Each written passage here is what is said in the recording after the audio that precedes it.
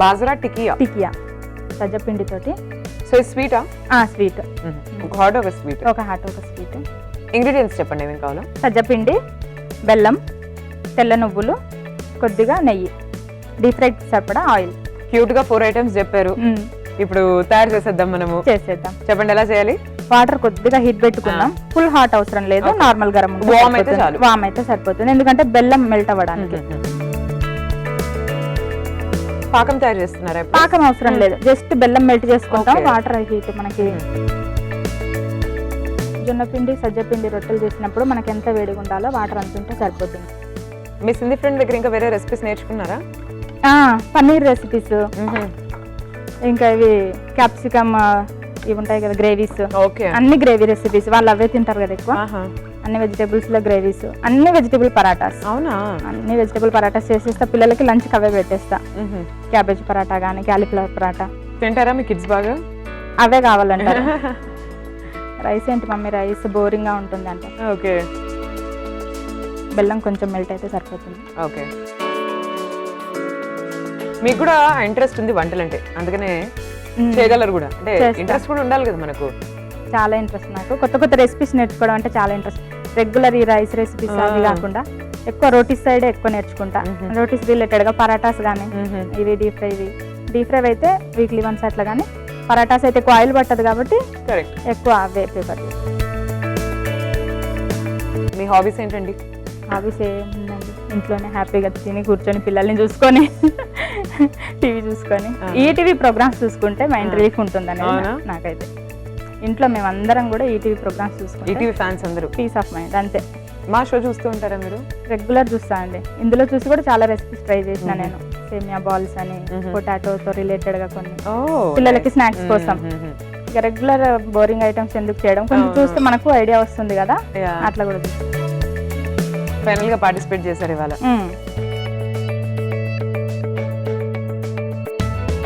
బెల్లం పాకం రెడీ అయిపోయింది. బెల్లం పాకం రెడీ అయిపోయింది. జస్ట్ బెల్లం మెల్ట్ అయితే సరిపోతుంది నార్మల్ గరం వాటర్ లో. ఇప్పుడు ఇది ఉంది కదా, బెల్లం వాటర్ సైడ్ కి పెట్టుకొని సజ్జపిండి, తెల్ల నువ్వులు ఎక్కువ వేసుకుంటేనే బాగుంటుంది. నేను దీంతో 2 కప్స్ సజ్జపిండి, 1 కప్పు నువ్వులు వేసుకున్నా. కొద్దిగా ఘీ,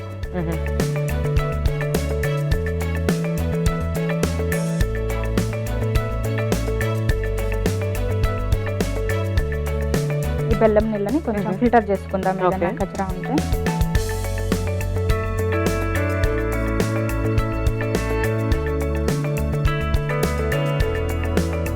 సేమ్ ఇది కూడా మనం చపాతీ కన్సిస్టెన్సీ కలుపుకోవాలి.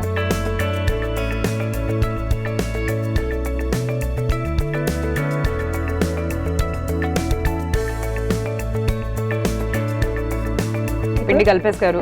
పిండి కలుపుకోవడం రెడీ అయిపోయింది. దీన్ని కొంచెం చపాతీ అంత సైజులో తీసుకొని బాల్ లాగా చేసుకుంటాం. దీన్ని కూడా మనం ఇప్పుడు చపాతీ లాగానే, కానీ పాలిథిన్ కవర్ మీద ప్రెస్ చేసుకుంటాం. ఈ సైడ్ పెట్టుకొని చేతికి కొద్దిగా ఆయిల్ లేదా ఘీ ఏదంటే అది.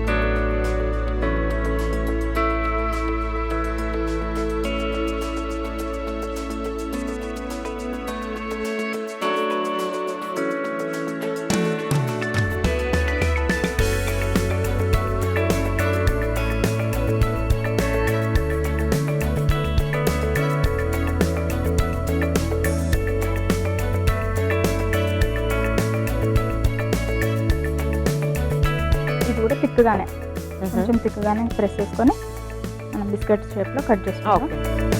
కటింగ్ కోసం ఏదైనా స్టీల్ డబ్బా, గ్లాస్, దీంతో ఆయిల్ ఆల్రెడీ హీట్ అయిపోయింది. ఈ స్టవ్ మీద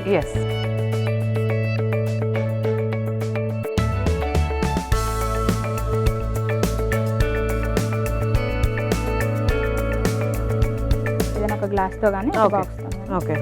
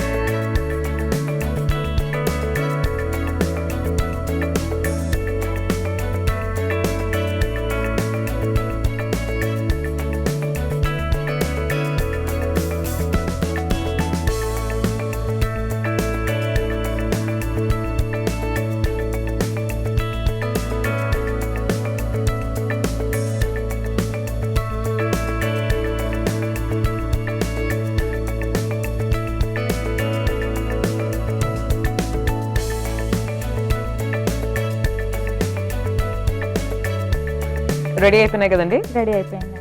బాజ్రా టికియా రెడీ.